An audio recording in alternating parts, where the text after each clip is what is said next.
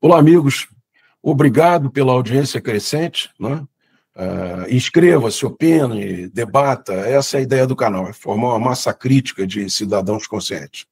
O debate de hoje, o direito e a política, ele ocorre em meio a intensa comoção sobre um processo de repercussão nacional e internacional, onde o juiz condutor de nossa mais alta corte preside sobre uma suspeição pelo Congresso Nacional de ter desviado de suas funções.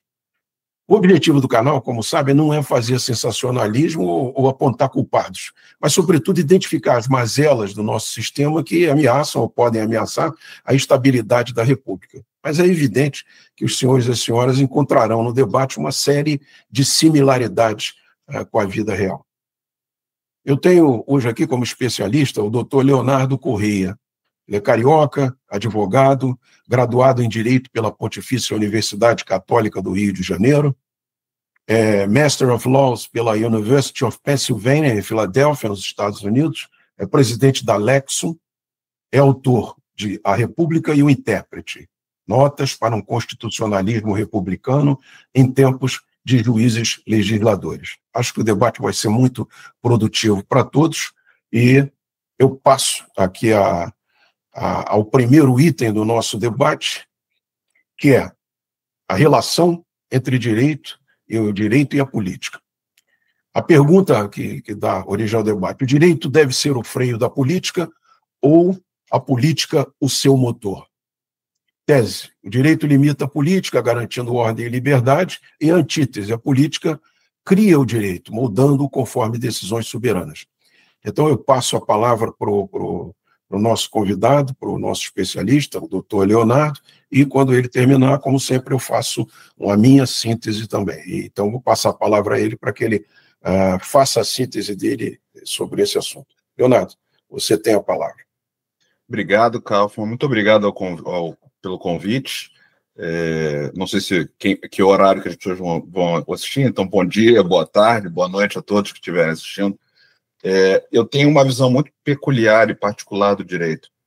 Eu acho que a gente tem que olhar a Constituição não como um contrato social, porque essa ideia de... Pense num contrato, assim, vamos pensar num contrato de locação, qualquer coisa desse tipo. Você assina aquele contrato, concorda com aquele contrato, aceita e submete, né? A aceitação é uma assinatura, né? Inequívoca concordância com aquele documento. Nós não assinamos a Constituição. Aliás, a Constituinte foi feita por representantes eleitos, não por uma Assembleia Constituinte especialmente feita para esse fim. Em 88 foi feito dessa forma. Como é que eu vou vincular todos os indivíduos a esse suposto contrato social? E, aliás, como eu vou vincular indivíduos que sequer eram nascidos em 88 a esse contrato social? Então, a ideia do contrato social é muito interessante para os acadêmicos, mas eu acho que ela não cumpre a função de explicar para o cidadão o que é, de fato, uma Constituição. A Constituição é a lei que governa aqueles que nos governam. Ela é a lei que rege aquelas pessoas que são os nossos agentes eleitos pelo processo democrático para agir em nosso nome, representando a República. Então, dá limite para as pessoas. O processo para essa escolha desses indivíduos é o processo democrático, né, por meio do voto. Muito tem se falado recentemente, vocês devem estar vendo a mídia, os debates, falando muito sobre democracia. Vamos salvar a democracia, vamos fazer isso pela democracia.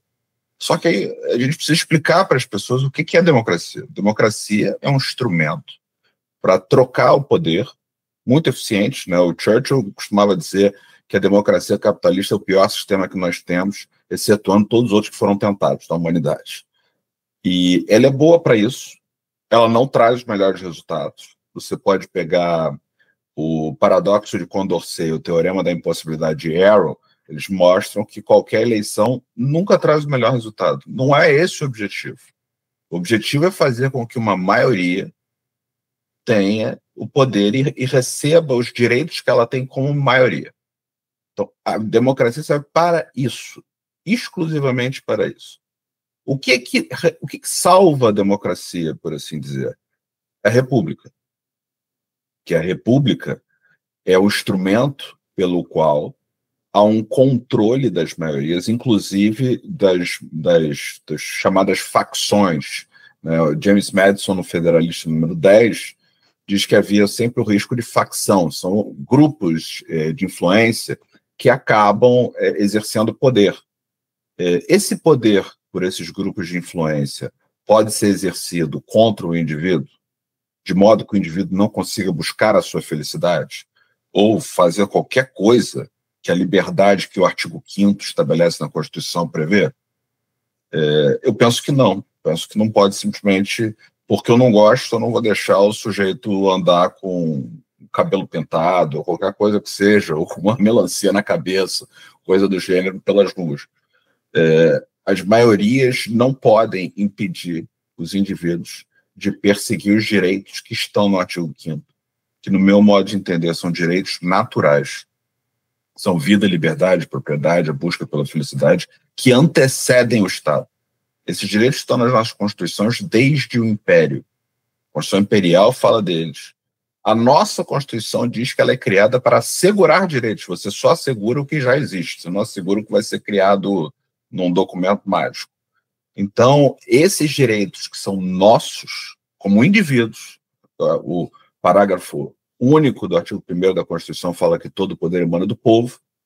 Eu entendo que a única forma de entender esse povo é cada um de nós individualmente, porque se tiver qualquer grupo ali vai ser uma facção, e a facção, como o Madison falou, e eu estava mencionando antes, corre o risco de abusar do seu poder. Então, a república é o que salva, é o que resgata, é o que garante ao indivíduo que, mesmo com a questão da maioria ganhar o poder, essa maioria nunca vai poder invadir os seus direitos fundamentais, que são o artigo 5º. Então, essa é a estrutura republicana que nós temos. Nós temos uma Constituição que ela não é puramente democrática, ela é uma Constituição republicana. Então, ela protege esses direitos fundamentais. Esses direitos fundamentais estão protegidos no artigo 60, que impede que haja qualquer emenda para mudar ou abolir esses direitos que estão lá. Então, a política, para mim, ela é um caminho para essa maioria exercer o poder e a minoria questionar o que a maioria quiser fazer. O direito, na verdade, é a proteção suprema, a proteção maior. Não é isso que está acontecendo no Brasil hoje, mas ela deveria ser nos termos da nossa Constituição. A Constituição que está em vigor no Brasil não é a nossa Constituição, é uma outra coisa. Mas eu entendo que a política ela pode fazer o que quiser, pode se debater o que quiser, mas o limite dos direitos naturais nunca pode ser derrubado. Esses limites estão na Constituição e sequer a política poderia aboli-los. Perfeito. Bem, eu esqueci de falar antes aqui que o doutor Leonardo, eu tenho que falar isso, que é essencial aqui. Eu sou piloto de caça, como todos sabem, sou um piloto de caça aposentado, oficial da reserva, veterano da Força Aérea, e convivi com os veteranos da Itália, que são os nossos heróis. Leonardo é neto de um dos veteranos da Itália, um gentleman que eu conheci, gostava muito, só para fazer essa menção aqui da origem dele, que é importante, principalmente para os amigos pilotos de caça que assistirem isso aqui. Leonardo é neto do Varela, que todos conhecem. Bem, meu ponto de vista sobre esse tópico, né? A favor da tese, né, Kant concebia o direito como condição da liberdade coletiva, né? Montesquieu reforçou esse papel, afirmar que só a lei pode limitar o poder, né? Porque ele achava que os poderes tendem inevitavelmente ao abuso. Bem, então, desse modo, a favor da tese, ela é uma barreira, a política é uma barreira, o direito é uma barreira racional contra a arbitrariedade política, né? E já a favor da antítese, eu me afino mais com a antítese, né? Eu vou citar Carl Schmitt, quando falou que soberano é aquele que decide sob exceção. Então, o direito só existe na medida que a política o institui, né? Rousseau também via a lei como expressão da vontade geral, né? E o positivismo kelseniano, né? Kelseniano, desculpa, admitir que a Constituição nasce de um ato político originário, a própria Constituição. Assim, a antítese entende que ele é o motor, o direito é o motor que dá vida, a política é o motor que dá vida ao direito, né? Eu sou a favor dessa tese, né? Eu acho que está claro que direito e política se entrelaçam, né? Mas eu reconheço que a política ocupa um papel primordial, né? As decisões fundantes são delas, que dão vidas às normas, que moldam o direito, a vontade, né? E a experiência histórica do povo, né? Então, o direito, nesse sentido, ele não antecede, mas ele segue a política como uma cristalização normativa, né, dessas escolhas coletivas, né? Mas, mesmo sendo criação da política, segundo eu entendo, a lei sempre será o freio indispensável contra o arbítrio, né? Porque sem o limite normativo, a política degeneraria em pura força ou violência, né?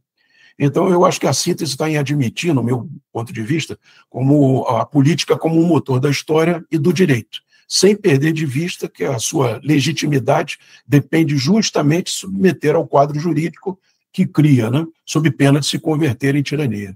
Assim, o direito é filho da política, mas também sua barreira permanente. Você quer acrescentar alguma coisa, Leonardo, ou podemos passar para o segundo tópico? Não, eu quero acrescentar, porque eu, na verdade, discordo dessa posição. Eu discordo da posição kelseniana. Eu acho que Kelsen foi ótimo. Kelsen criou um sistema. Kelsen fez botar a ordem no direito, a hierarquia das normas, como fazer. Ele fez um trabalho maravilhoso. Mas a questão de achar que o direito nasce a partir do Estado, para mim está errado. Assim, todos nós...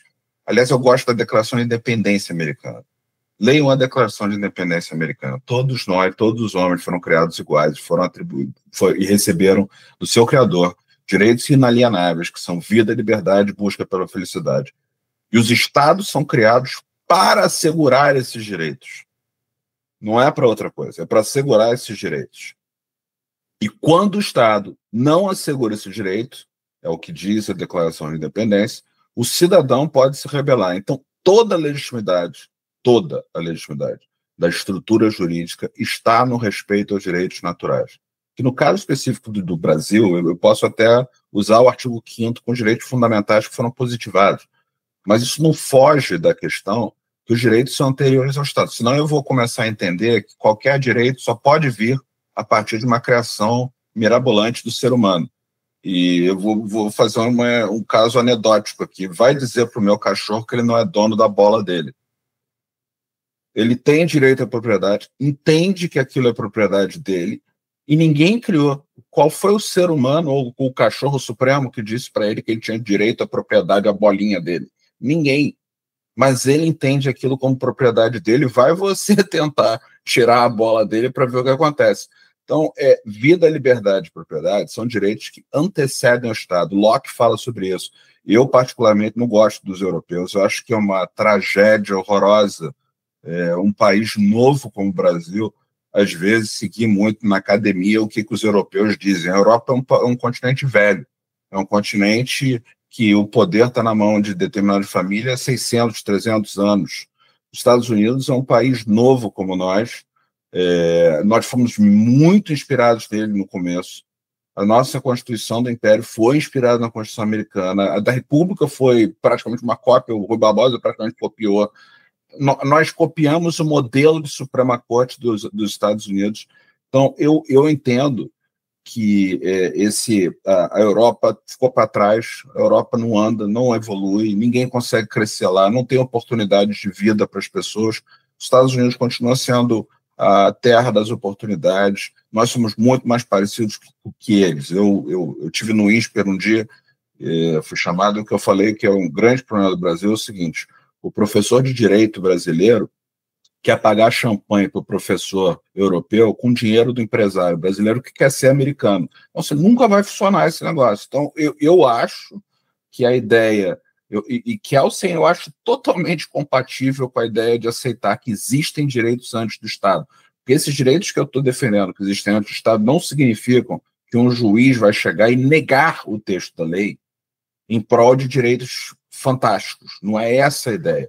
A ideia é outra. A ideia é que toda a legitimidade do Estado vem do respeito a esses direitos. E quando não há respeito a esses direitos, o Estado perde legitimidade. Isso significa que o Estado não vai fazer, ou não vai abusar, ou não vai passar? Não, mas significa que tem um limite. E por que esse limite? Porque todo poder, todo e qualquer poder deriva do consentimento. Não existe poder sem consentimento. Quem está sob a tutela de alguém consente com isso. O dia que esse consentimento para de existir, o poder termina. E a história da humanidade está aí para mostrar. Tem diversos casos de regimes autoritários que foram derrubados na hora em que o cidadão não consentiu mais com esse exercício do poder, muitas vezes, aliás, eu diria, em todos os casos, violadores dos direitos naturais. Perfeito, não, deixou clara a sua posição. Vi que você certamente não é robesiano de maneira nenhuma, né? É mais pelo loco. E outra coisa, o direito do cachorro é o direito consuetudinário, né? Que você está falando, é o direito dos costumes, né? Esse eu concordo. Não é consuetudinário, não, porque o direito consuetudinário, na verdade, é uma questão que as pessoas confundem muito. Common law, ele, na verdade, são decisões reiteradas das cortes, muitas vezes cortes britânicas, no passado, em que eram baseadas no costume e no hábito, nas práticas regulares, assim, regras que foram acordadas dentro do âmbito de uma sociedade. Mas o common law, ele hoje, principalmente no regime americano, ele é limitadíssimo. O common law se limita a torts, que é liberdade, que é responsabilidade civil. Mesmo assim, há diversas normas, leis estatutárias americanas sobre responsabilidade civil. O caso recente que foi julgado pela Suprema Corte de Smith & Wesson contra México, ele é um caso típico de lei estatutária. A Corte aplicou uma lei. Torts é assim, contratos tem common law, mas tem também muitas regras específicas federais sobre contratos, e direito de propriedade. Tirando isso, é tudo estatuto.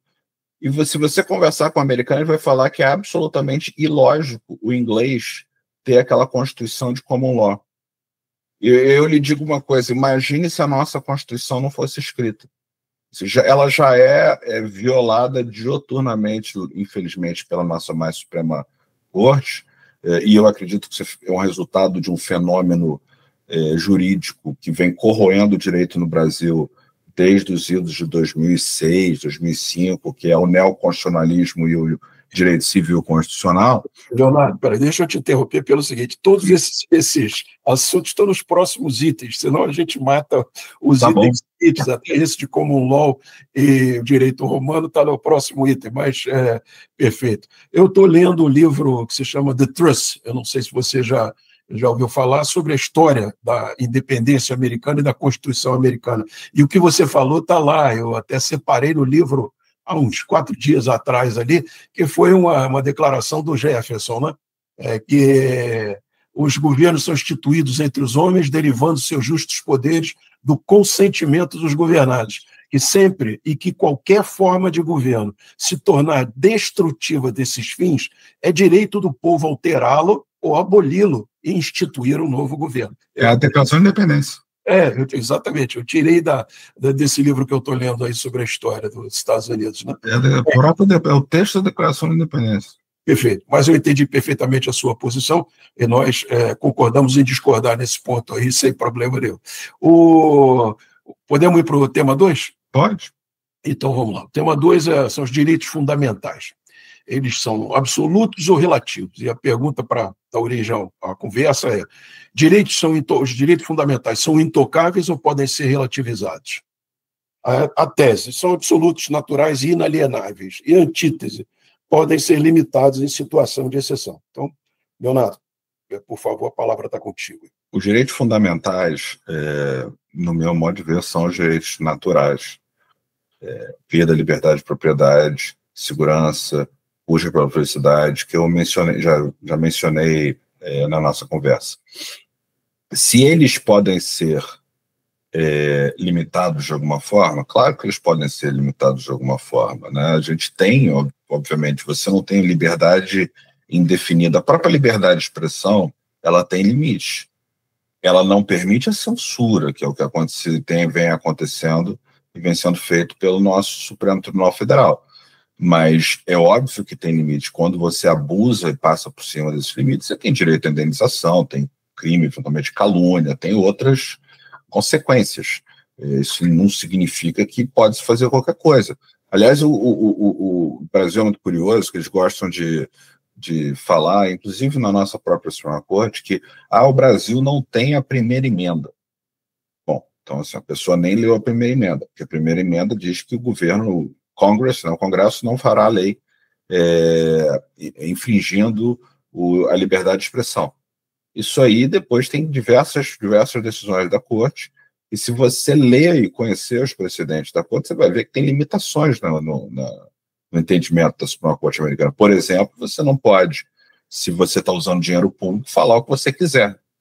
Né? Nas escolas tem decisão precedente da Corte dizendo que tem limite do que pode ser dito, porque se a escola é pública, na verdade o dinheiro é do pagador de imposto, então se é dinheiro do pagador de imposto, a pessoa não tem a liberdade total de falar. Se você está trabalhando dentro da empresa de alguém, você também não tem uma liberdade absoluta de falar o que você quiser, porque vai ter consequência o que você diz. Então, é um pouco ingênuo, e eu acho, às vezes, até falacioso dizer que a liberdade de expressão nos Estados Unidos é ilimitada. Então, óbvio que há limites, né? Os limites vão ser feitos, e eu concordo com o teu ponto anterior, sobre o aspecto do regime democrático, né? O problema vai ser sempre o seguinte: toda vez que uma maioria abusar da minoria, aí a Corte deveria, né, e o direito republicano que está na nossa República, na nossa Constituição, tem que segurar os abusos da maioria em cima do indivíduo, não de minorias consideradas como grupos específicos. Isso daí não é o relevante. O relevante são os indivíduos, cada um de nós individualmente, dentro das suas singularidades todas. Perfeito, perfeito. Bem, minha opinião, né? A favor da tese ainda, eu sempre analiso a tese e a antítese para depois fazer a minha síntese, né? A favor da tese, é o que Locke falou, e eu estou mais, a minha afinidade é maior com a tese, como você falou, né? Da ideia dos direitos naturais, vida, liberdade e propriedade, né? Como sendo inalienáveis e anteriores ao Estado, como você mesmo disse, né? E ele entende que a função desses direitos é proteger a dignidade humana contra qualquer tipo de poder, né? E que isso é um núcleo inviolável, que o Estado perderia a legitimidade. Eu sou bem afinado como você com essa tese. Mas a favor da antítese ainda, eu cito de novo o Carl Schmitt, né? Estou vendo algum mérito na antítese aqui, né? Que em situações de exceções até os direitos podem ser suspensos em nome da preservação da ordem, de certa maneira você falou isso também. Hobbes, né? Aceitava que a limitação da liberdade individual em troca da segurança coletiva, né? Então, para eles seriam relativos na prática, né? Aí entra já uma interpretação mais moderna aqui, que é a do Dworkin, né? Ronald Dworkin, né? E para ele são princípios morais, e não normas rígidas. Então, é justamente o oposto, me parece, do que você pensa e também do que eu penso, né? Aí apareceu o Robert Alexy, que fez uma formulação intermediária, que é aquele núcleo essencial e intocável. Ainda acha que são princípios morais, mas que é um núcleo que não pode ser mexido. Bom, a minha síntese, né? Eu tenho uma simpatia por essa teoria do Robert Alexy com relação a esse núcleo fundamental, né? Esse núcleo inviolável, né? Esse núcleo que goza de inviolabilidade, né?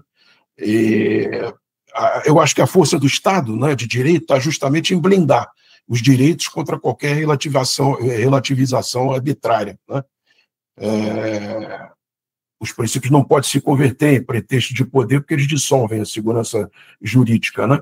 Mas eu sou a favor de Kelsen, né, que lembra que o direito é um sistema normativo puro. A validade deriva da Constituição e da estrutura hierárquica das normas, e não da vontade do intérprete, né? Mesmo em Kant, que é citado às vezes na tese para dar apoio à tese, né? Kant achava também que a dignidade do homem exige universalidade, não arbitrariedade, né? Então, eu estou mais favorável à tese nesse sentido, né? E acho que os direitos positivados devem ser tratados como invioláveis, né? Isso é a única forma de assegurar que a liberdade individual e a coesão social não fiquem à mercê de decisões casuísticas, né? E deve ser aplicado com rigor e fidelidade à lei posta, porque é nela que reside a contenção do arbítrio e a salvaguarda da democracia. Você quer acrescentar alguma coisa? Quero. Eu acho que eles todos erraram. Por favor. O ponto fundamental, e eu acho que erra porque são cambalhotas retóricas e exibições de erudição que não servem para porcaria nenhuma para a vida do cidadão. Eu defendo um outro posicionamento, que é o originalismo. O que é o originalismo? A Constituição, como eu falei no início, é a lei que governa aqueles que nos governam. Então, se a Constituição é isso, aqueles que nos governam não podem mudar o sentido das palavras que estão no texto. Então, o texto tem que ser interpretado de acordo com o sentido público que as palavras tinham quando ela foi criada. No caso específico da Constituição, em 1988.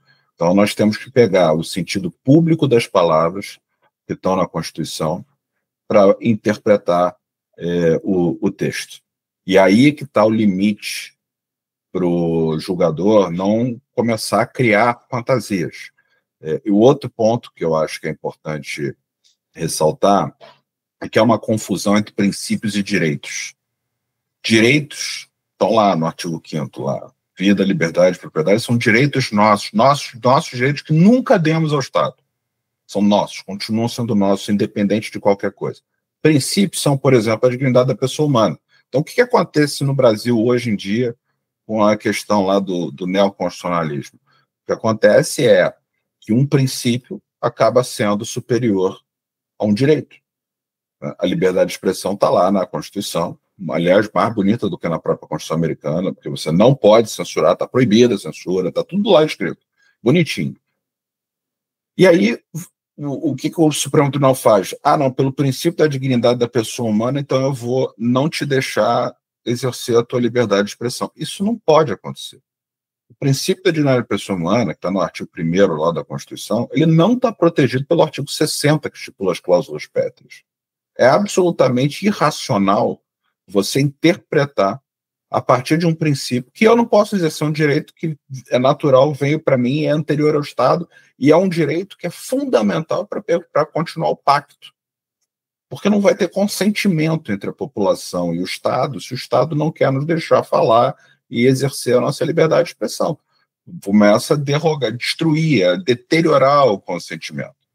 Então, eu acho que as pessoas fazem muita cambalhota interpretativa, os filósofos gostam de pensar demais, só que as coisas são muito mais simples do que eles tentam fazer nas obras gigantes deles. É muito mais simples entender que o documento é a lei que governa aqueles que nos governam. E se aqueles que nos governam podem mudar o significado, não há nada governando eles. Então, como é que tem que interpretar a Constituição? Pelo sentido público das palavras. E os direitos naturais antecedem o Estado, eles estão positivados, inclusive, no artigo 5º. Passar por cima desses direitos não pode ser feito pelo julgador. O julgador tem que respeitar sempre esses direitos. Bem, eu entendo, Leonardo, seu pragmatismo, né, e entendo essa a necessidade de redução do academicismo, né, para uma interpretação mais simples, mais fácil, né? Aqui, quando eu faço essa referência a esses filósofos, é por entender que o pensamento precede tudo e que a pessoa que está assistindo precisa ter uma ideia, você já está acostumado a tratar com isso no seu dia a dia. Mas a pessoa que está ouvindo tem que entender de onde nasce esse neoconstitucionalismo, né, que nasceu lá com Dworkin, quais são as teses prevalecentes aqui, né, por mais retóricas que possam ser. Por isso que eu faço sempre esse contraponto aqui. Vamos passar para o próximo. Ok. Próximo tema é common law ou direito romano? E a pergunta para dar início ao debate: qual o melhor modelo, ou qual o modelo que melhor serve à política?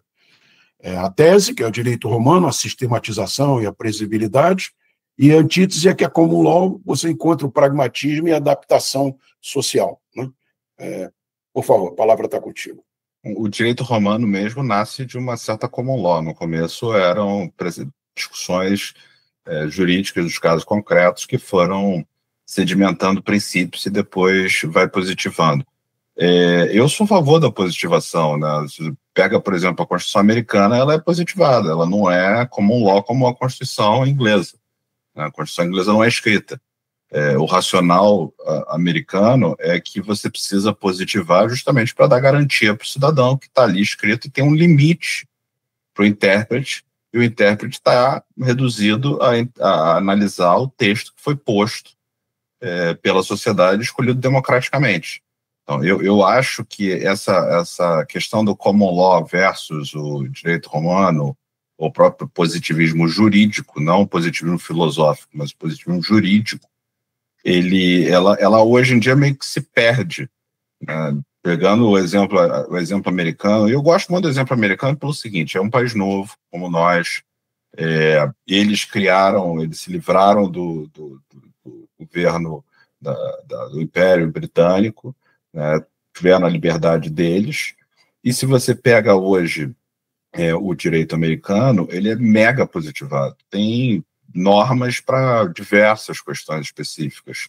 Então, a solução de positivar, para mim, é óbvio que faz sentido, e nesse sentido eu concordo com o Kelsen está certo nisso, não tenho discordância nenhuma. A minha única discordância é a questão da legitimação do exercício do poder, que para mim vem do consentimento. Eu não estou isolado nisso. O professor Randy Barnett, americano, fala muito sobre consentimento, e eu acho que vale talvez um esclarecimento meu. Eu sou libertário, então eu acredito nos direitos naturais anteriores ao Estado, como eu já falei, e eu acredito num princípio que é o princípio da não agressão. Então, você não pode agredir o outro. Quando você agride o outro, você abre a possibilidade do outro reagir à agressão aos direitos que ele entende. Aí por isso que a ideia do próprio cachorro, né? O cachorro tem a propriedade da bolinha e ele vai reagir se você atacar a propriedade dele. Então, é uma noção que a gente precisa ter de que você não pode agredir os outros, e se você agredir os outros, você vai abrir o flanco para que o outro venha eventualmente te agredir. O Estado é feito para que você não fique brigando pelos seus direitos de uma forma canina, né? É para você ter um mínimo de civilidade, mas a civilidade só vai existir se houver respeito aos direitos naturais que são anteriores ao Estado. Eles vão estar positivados? Vão. A nossa Constituição está lá no artigo 5º. O 5º caput fala em vida, liberdade, propriedade e segurança. Está tudo escrito lá. Então, eu entendo que esses são os direitos que não podem ser, de forma alguma, tomados dos indivíduos. Podem até ser, na prática, tomados, como a gente está vendo. Se você pegar o julgamento do Marco Civil da internet, para mim aquilo é uma violação evidente dos direitos fundamentais. Se a gente pegar os casos do 8 de janeiro também, eu não tenho nenhuma afinidade, eu acho que as pessoas cometeram crimes e cometeram crimes de vandalismo. Crime de vandalismo tem que ter uma pena específica para isso. Agora, daí a fazer uma interpretação elástica que chegue em tentativa de abolição violenta do Estado de Direito, eu acho que vai uma diferença enorme. Não tem como você fazer um golpe. O professor Fernando Schiller, eu estava assistindo ontem ele falando isso, você vai ter um golpe de Estado com tubos de PVC. Isso é uma coisa meio ilógica, né? Não tem como acontecer uma coisa dessa. Então a gente precisa resgatar a interpretação jurídica. E aí eu acho importante talvez trazer um outro elemento que a gente está confundindo no Brasil recente. Tudo virou interpretação. E eu acho que existem dois processos, não é só da minha cabeça, também tem várias pessoas que defendem a mesma linha, inclusive europeus defendem a mesma linha, que você tem uma separação entre o que é interpretação e o que é construção. Né? A interpretação é buscar o sentido, e no meu modo de ver, buscar o sentido público das palavras quando a lei foi criada, inclusive a Constituição. No momento seguinte que você descobriu o sentido daquela norma, daquela lei que está positivada, você vai construir para o caso concreto. Nessa construção, existe uma certa liberdade. Então, pode-se usar a análise econômica do direito, por exemplo, para verificar se é eficiente, se não é eficiente. Você tem várias ferramentas que você pode adotar nesse processo de construção para você criar a norma para o caso concreto, né, que é a decisão judicial. Só que a criação dessa norma não pode, em hipótese alguma, violar o sentido que você conseguiu extrair no processo de interpretação. E, infelizmente, o direito brasileiro tudo virou interpretação, então você não separa o que você interpreta, que é a fase da interpretação da fase da construção, e fica tudo possível, fluido, elástico, para ser alterado de acordo com a vontade do intérprete. Isso que não funciona. Perfeito. Veja só, a minha parte, né? Eu acho que eu posso começar esclarecendo um pouco para as pessoas o que é uma coisa e o que é outra, né? A civil law é herdeira do direito romano, é baseado em códigos sistemáticos e abstratos. Isso é positivação, como o Leonardo falou.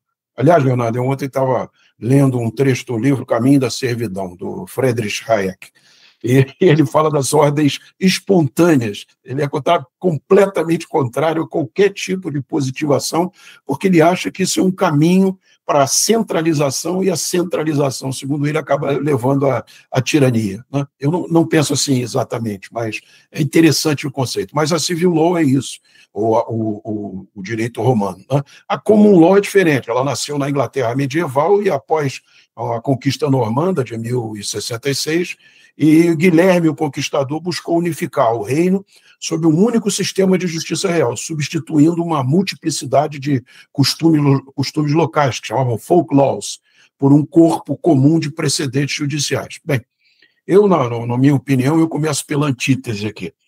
Eu concordo que a common law seria uma bagunça aqui que não teria como adotar de jeito nenhum. Mas o que me agrada na common law, primeiro, é que é uma lei que foi construída de baixo para cima, através da prática judiciária, né? E o que eu gosto da common law, principalmente, é que as sentenças são baseadas absolutamente em jurisprudência, o que limita a capacidade do juiz de manobrar o espaço de manobra interpretativa dele, que eu acho que é onde acaba havendo o desvio, né? O desvio de função, né? Bem, mas eu sou favorável ao direito romano. Eu gosto da jurisprudência, né? Eu acho que a normatização clara, né, sistematizada, ela garante maior segurança jurídica, né? Ele protege a sociedade contra interpretações arbitrárias e mudanças de rumo, ou deveria proteger, né? Não é o que a gente vê hoje em dia, né? Agora, a common law, ela, quando se apoia na jurisprudência, ela tem essa virtude de reforçar uma previsibilidade prática, vou dizer assim, né? Reduzindo o número de litígios, né? Ele incentiva as soluções por mediação. Outra coisa que poderia ser muito interessante aqui, porque o judiciário aqui está sempre atrasado, está sempre com um acúmulo de coisas para serem decididas, até porque as pessoas vão sempre apostando nas instâncias, né, para ver se conseguem uma sentença contrária na instância de cima que melhor o favoreça, né? O que eu vejo é que, mesmo com o direito romano, nós vivemos um quadro de ativismo judicial tão exacerbado que nem o Código e nem a jurisprudência oferecem previsibilidade, né? Como disse aquele ministro Pedro Malan, no Brasil, até o passado é imprevisível, né? Então é um negócio interessante de você ver, né? Eu acho que esse ativismo judicial acaba corroendo a segurança jurídica e enfraquece a confiança no sistema, né? Eu entendo a sua posição aqui de resgatar esse constitucionalismo republicano, né, a fidelidade ao texto da Constituição, né? E gosto principalmente do aspecto que você vai falar mais à frente, que a gente vai passar lá depois, daqui a pouco, que é a modéstia institucional, que eu acho que falta muito aqui. Mas esse é meu ponto de vista aqui. Você quer acrescentar alguma coisa nesse item? Sim. O common law, ele... o que acontece? Eu estava ontem num evento no CIESP, aqui em São Paulo, sobre o novo projeto de Código Civil. E esse projeto de Código Civil que foi apresentado pelo senador Rodrigo Pacheco está cheio de cláusulas abertas. Essas cláusulas abertas, né, boa-fé, função social, foram para dar abertura para os juízes, né, e se esperava que fosse acontecer alguma coisa parecida com o common law. Só que o que é a diferença? A diferença não é o common law em si, é o que é chamado de stare decisis, que é o precedente vinculativo. A gente até fez um trabalho no Brasil sobre isso em cima do último Código de Processo Civil. Eu não acho que foi bem sucedido, mas O ponto fundamental é que, na história da aplicação do common law nos Estados Unidos, eles fazem testes nos precedentes. Então, ele fala, se você tiver uma situação X, e se tiver uma situação Y, então se aplica a tal norma ou aquele regramento específico. A gente não fez isso. Então, todos esses princípios abertos que deram essa elasticidade para o magistrado acabaram se tornando o que eu chamo de supertrunfo argumentativo. O cara joga lá a dignidade da pessoa humana, a função social, qualquer coisa do gênero, para transformar a lei em algo que ela não é, né? E, para mim, o juiz, a atribuição e dever do judiciário é dizer o que a lei é, não o que ela deveria ser. Tudo que está aberto no Brasil acabou gerando várias decisões judiciais que são o que o juiz gostaria de ser, que começa a agir como um filósofo moral. Então, por mais que seja fascinante a ideia do common law, você teria que importar toda a cultura anglo-saxã para aquilo funcionar. E não tem como isso fazer no sistema brasileiro. E volta ao ponto, nos Estados Unidos chegou e disse que era melhor do que ter uma Constituição não escrita, uma Constituição escrita. Positivar a Constituição para dar limites àqueles que nos governam. Então, por mais fascinante que seja, o common law não é uma solução para o Brasil.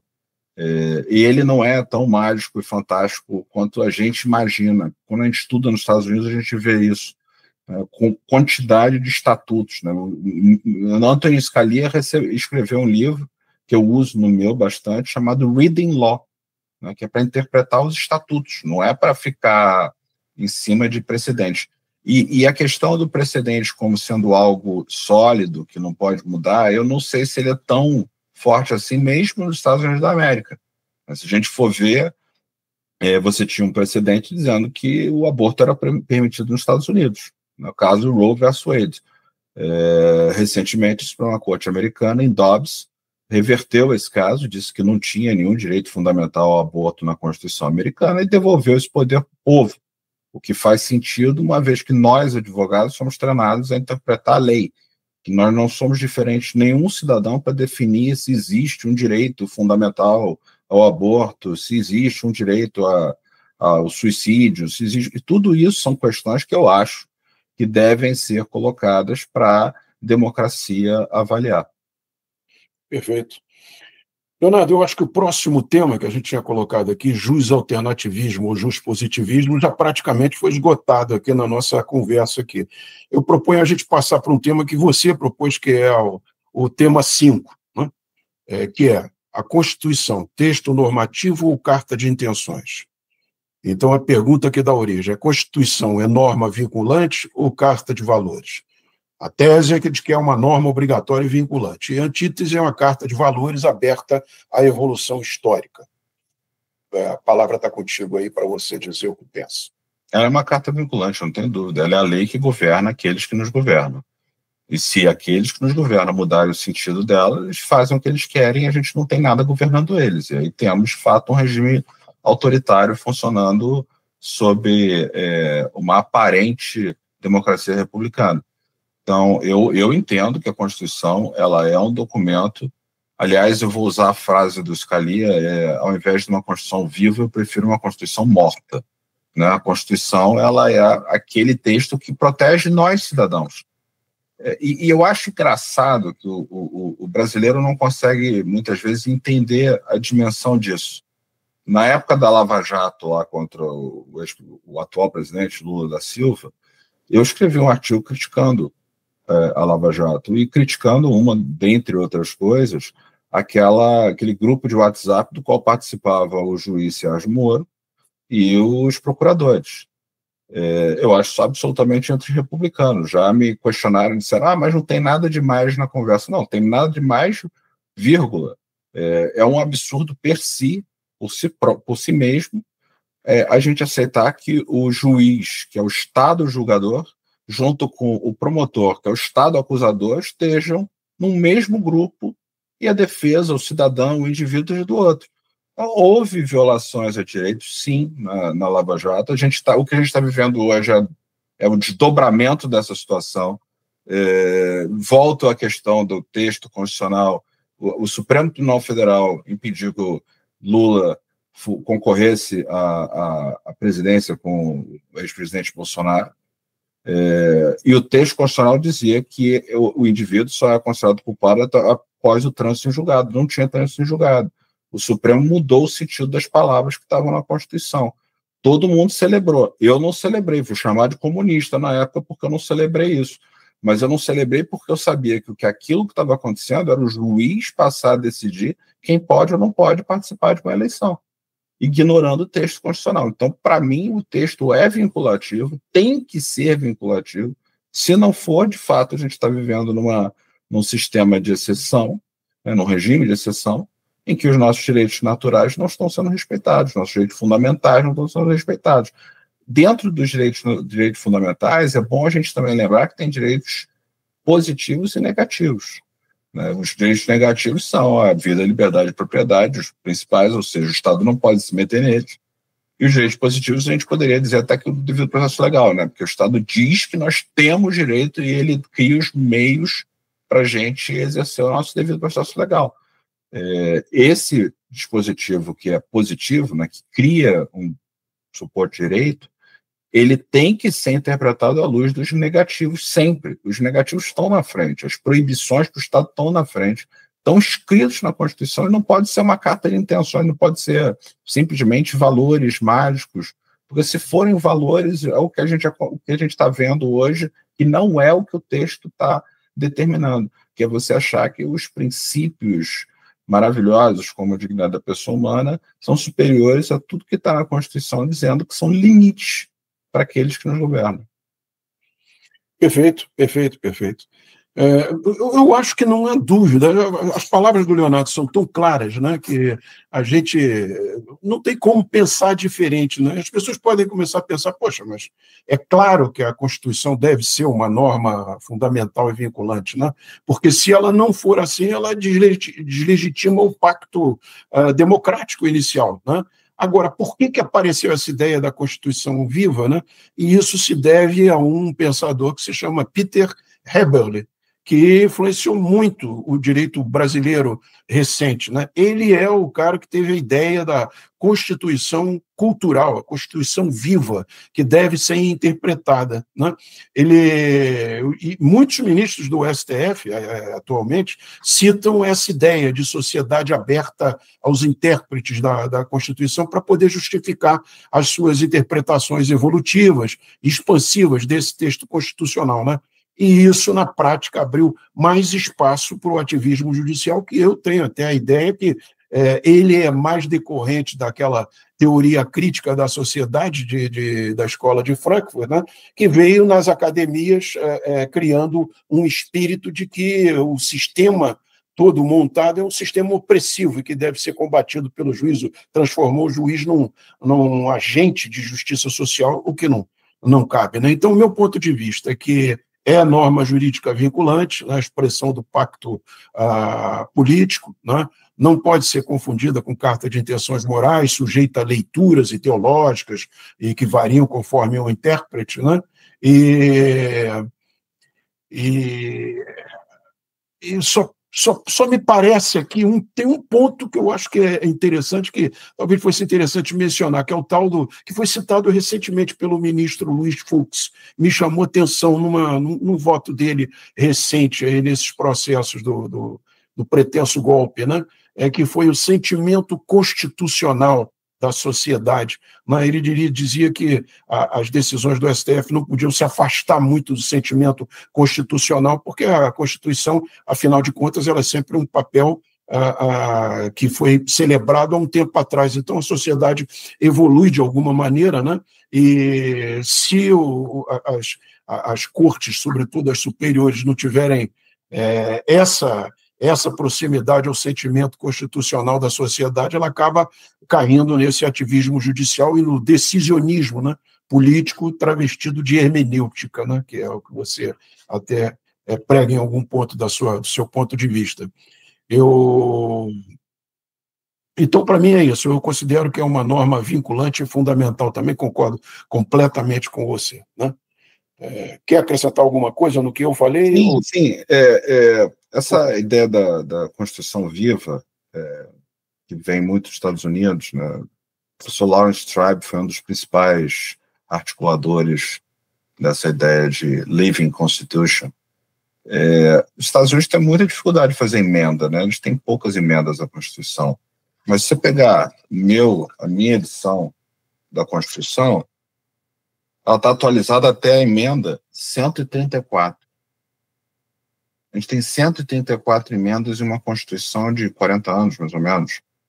Né? Eles estão celebrando 200 anos ou mais da Constituição americana.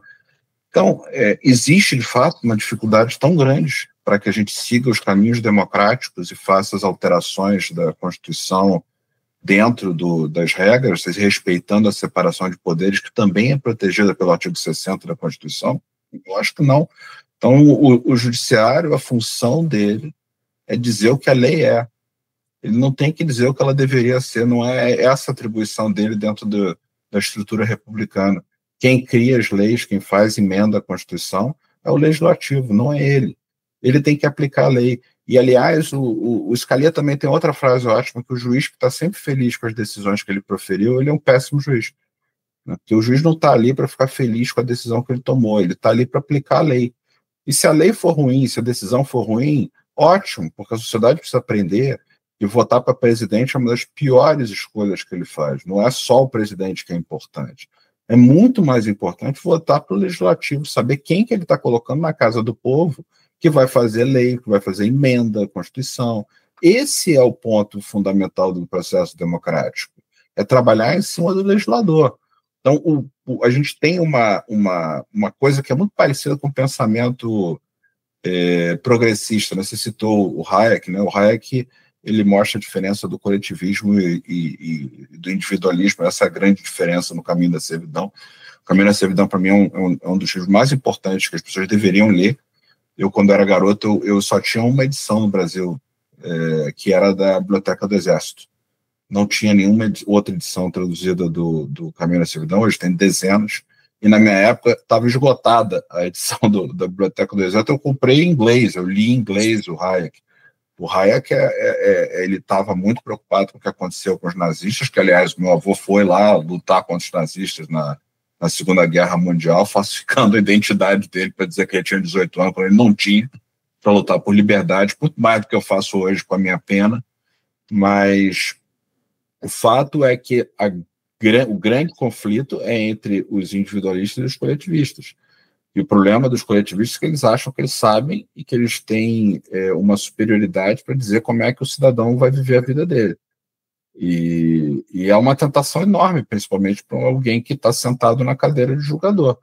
Mas eu, no meu modo de entender, tudo que eu escrevi sobre isso, tudo que eu estudei sobre isso, eu acho que não é função do juiz fazer esse tipo de avaliação. Eles não são filósofos morais para definir como que a sociedade deve se comportar. Quem tem que fazer isso é o judiciário. Perdão, não é o judiciário, é o legislador. Né? E o limite que o judiciário tem que impor, e aí é dever dele, no meu modo de ver, é a questão dos direitos fundamentais. Eu vou citar um caso. Né? O Supremo Tribunal Federal decidiu sobre a possibilidade da união homoafetiva. Isso é uma discussão enorme. Eu não acho que a decisão esteja errada, eu acho que ela está errada na forma como ela chegou ao ponto. Porque eu entendo que o indivíduo tem o direito de buscar a felicidade dele e exercer a liberdade dele, que para mim precede qualquer coisa. A presunção do Estado é a presunção de liberdade, desde que ele não afete ninguém. Então, se ele está vivendo a vida privada dele sem afetar absolutamente ninguém, por que uma maioria pode chegar e dizer o seguinte: eu não quero que você viva a sua felicidade porque eu não gosto? Não, ela não pode fazer isso. E aí é que a República tem que entrar. E aí é que, de fato, o judiciário tem o dever de entrar, quando chamado, óbvio, né? Ele não pode sair decidindo sem provocação, mas decidir intervir para não deixar que uma maioria impeça um indivíduo de buscar a sua felicidade da forma como ele acha que tem que fazer, se ele não está causando dano nenhum, se não tem o PNA, não tem agressão, não tem violação da vida. O cara está na casa dele, vivendo a vida dele com um parceiro dele, o problema é dele. Ele não está causando dano a absolutamente ninguém. Então, por que uma maioria pode simplesmente dizer que esse indivíduo não pode perseguir a felicidade como ele acha melhor? Nesse caso, o judiciário tem que se meter. O problema é que o judiciário não está se metendo nesse caso, né? E quando se meteu nesse caso, veio com a dignidade da pessoa humana, com super trunfo, sem explicar esse problema da facção, da maioria oprimindo o indivíduo, né?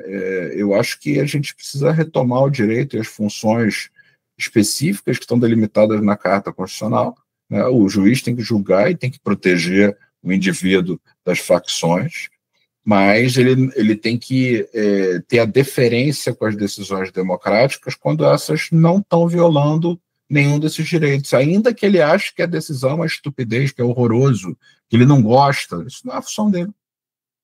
Perfeito, perfeito. Leonardo, eu sugiro a gente saltar o próximo tema e ir para o último tema, também proposto por você, e que eu gostei muito, né? Eu não conhecia, mas eu fui pesquisar e achei sensacional, que é técnica e modéstia institucional. A pergunta: a virtude do juiz está em aplicar a técnica ou em perseguir ideais de justiça? A tese é de que a técnica jurídica é contenção contra a arbitrariedade. E a antítese é que o juiz deve buscar ideais de justiça quando a lei for insuficiente. Leonardo, está contigo a palavra. O meu entendimento é que o juiz está limitado pela técnica jurídica, ele precisa respeitar os cânones interpretativos, ele tem que respeitar o significado público das palavras quando a lei foi criada, ele só pode construir nos casos concretos, aplicar a lei no caso concreto, considerando o significado das palavras anteriores, não pode fazer mais do que isso. A questão do juiz que ele quer fazer justiça nos casos concretos é que ele pode até estar fazendo uma aparente justiça naquele caso, mas ele pode estar causando danos monstruosos para a sociedade em outros, né? Ele pode gerar custos, porque direitos têm custos, né? Então pode gerar custos que, na verdade, inviabilizam a atividade econômica e prejudicam o cidadão. E eu acho que, acima de tudo, toda vez que o juiz pensa na justiça contra o texto expresso da lei, ele está afetando o equilíbrio democrático e republicano no qual o país se assenta na Constituição. A gente volta ao mesmo ponto. Ele não tem que corrigir as leis que foram feitas pelo legislador, né? O povo tem que assumir as consequências das escolhas legislativas que ele fez. Ele escolheu aqueles representantes, os representantes fizeram uma lei que é uma bela de uma porcaria, desculpem o termo, mas não é a função do juiz proteger o povo, o indivíduo, do seu legislador. Ele fez uma decisão errada, paciência, você vai ter que bater na casa certa, e a casa certa não é o judiciário. Vá bater na porta do legislador. Teve uma brincadeira que a gente fez, a gente tem uma associação chamada Lexon, né, que a gente defende 3 princípios: que o Estado existe para preservar a liberdade, que a separação de poderes é essencial para a nossa Constituição, e que a atribuição e dever do judiciário é dizer o que a lei é, não o que ela deveria ser. E eu e o Cristiano Carvalho, que é um colega também fundador da Lexon, fizemos um artigo, obviamente hipotético, mas ele traz essa coisa que eu acho que é fundamental para a gente voltar a ter uma república no país. A Constituição estabeleceu que havia um limite de 12% nos juros.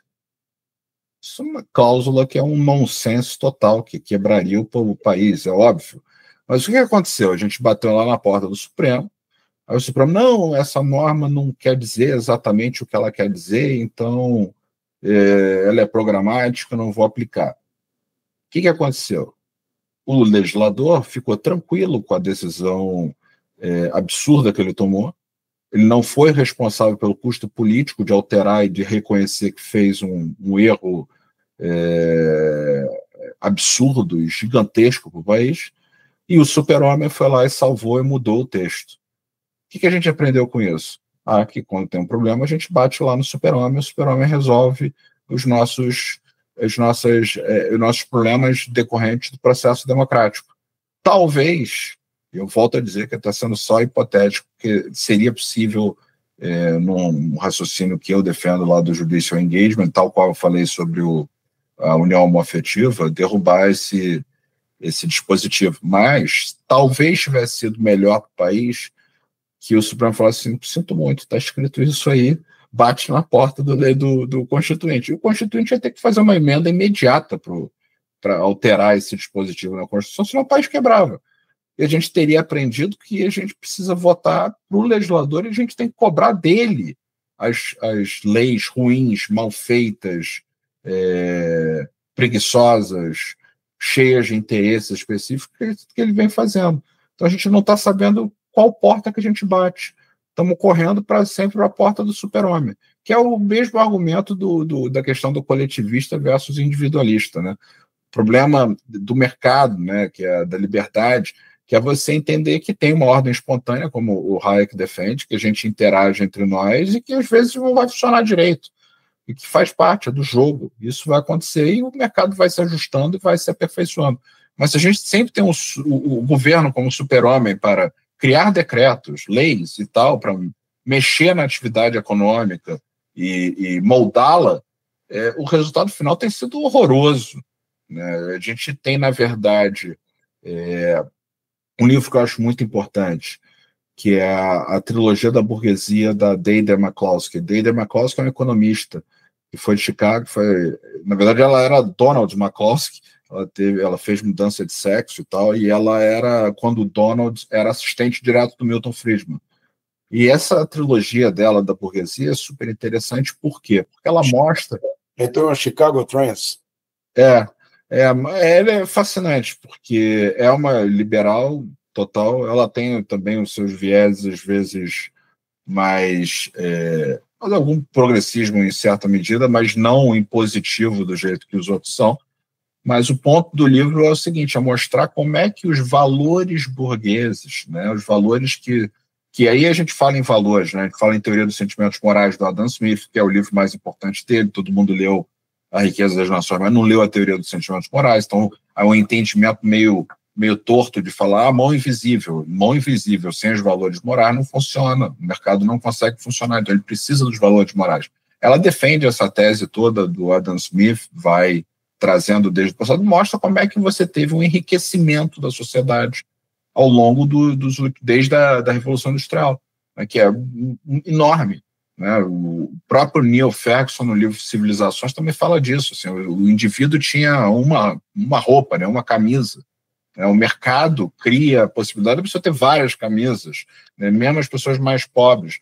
Então, a gente tem que aceitar essas pequenas distorções que às vezes são horrorosas e nos mortificam, mas a gente tem que aceitar porque o mercado vai se ajustar e vai chegar no lugar, ao invés de a gente bater na porta do super-homem Estado para resolver. E dentro do ambiente republicano constitucional, a gente também precisa aprender que a gente tem que bater na porta do legislador, ao invés de tentar achar um super-homem dentro da tripartição de poderes, que aí no caso seria o Supremo, para corrigir os erros das escolhas políticas dos indivíduos.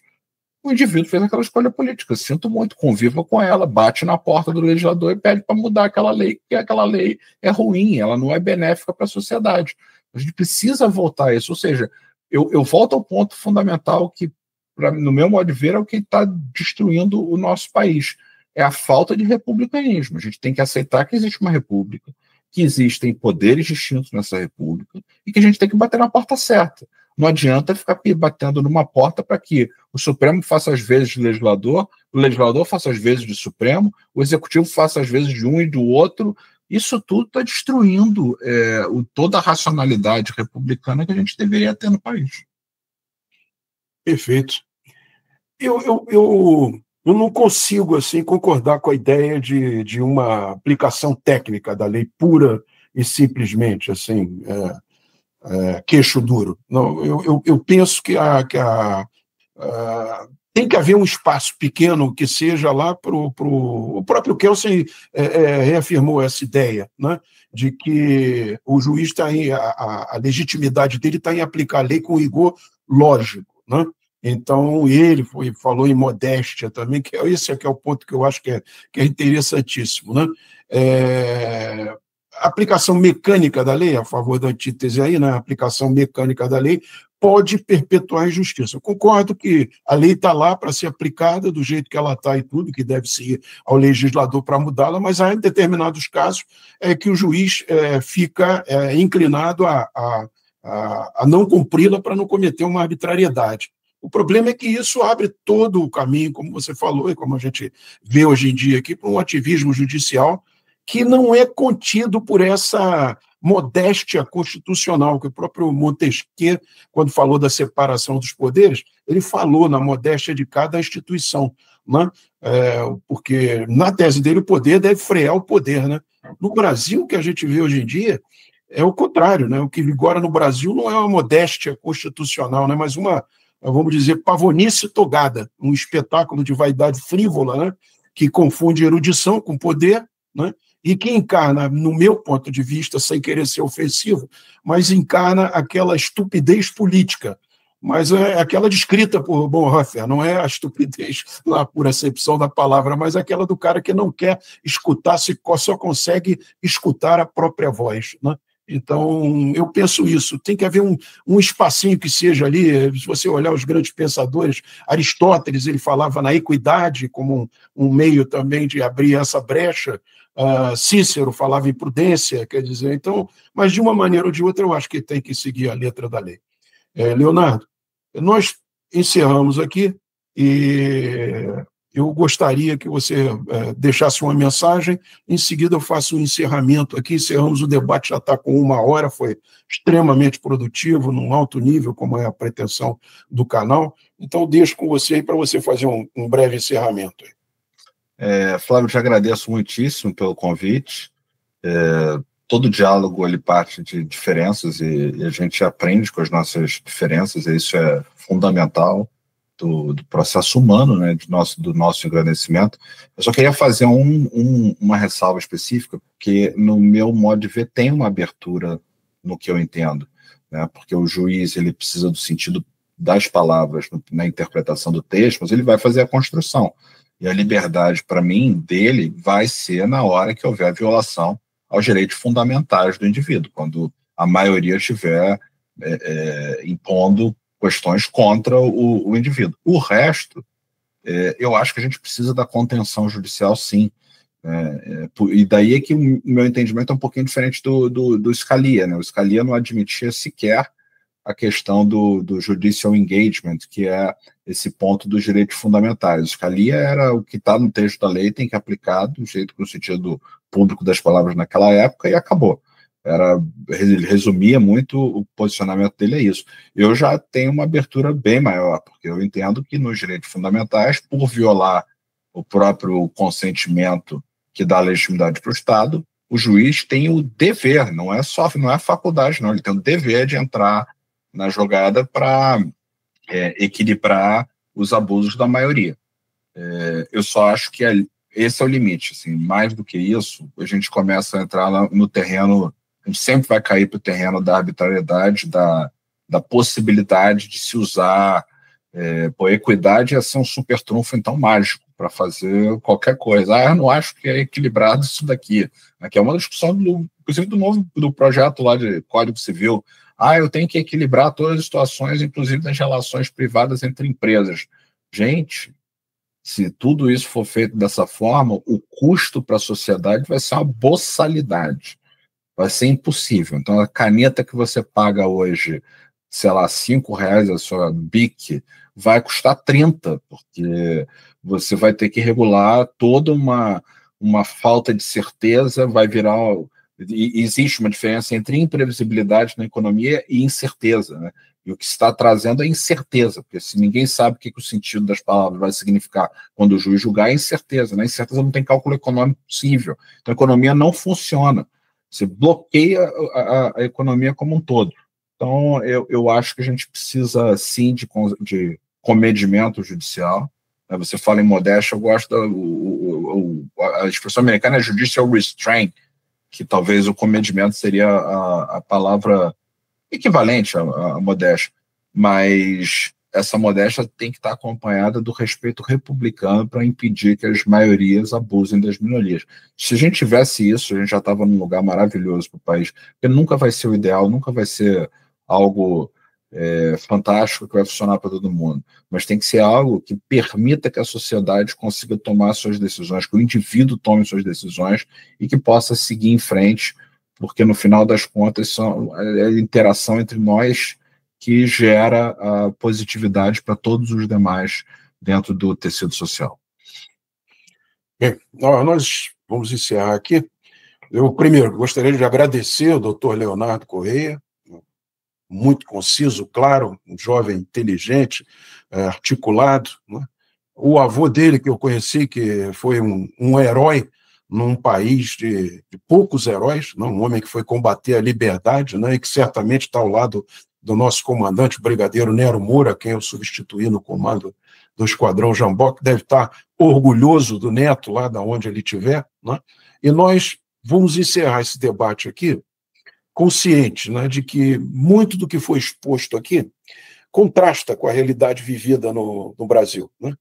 O Supremo Tribunal Federal, ao inobservar princípios elementares desses que nós falamos, da modéstia institucional, da contenção institucional e a fidelidade republicana, revela ou despreparo ou contaminação por ideologias, ou ainda a submissão a outros interesses que não os da Constituição, né? Minha palavra final é um apelo, que os juízes redescubram na modéstia ou nessa contenção o seu maior título de grandeza. Eles devem se lembrar que a lei não lhes pertence, ela pertence à República. E ao cidadão, eu deixo uma exortação. Reconheça nesses desvios de função a raiz de nossas mazelas e assuma o dever de vigiar para resgatar o verdadeiro espírito das leis, como ensinou Montesquieu lá atrás, pois somente nele repousa a liberdade, que dá dignidade à vida republicana. E, afinal, o preço da liberdade é a eterna vigilância. Muito obrigado a todos aí por assistirem.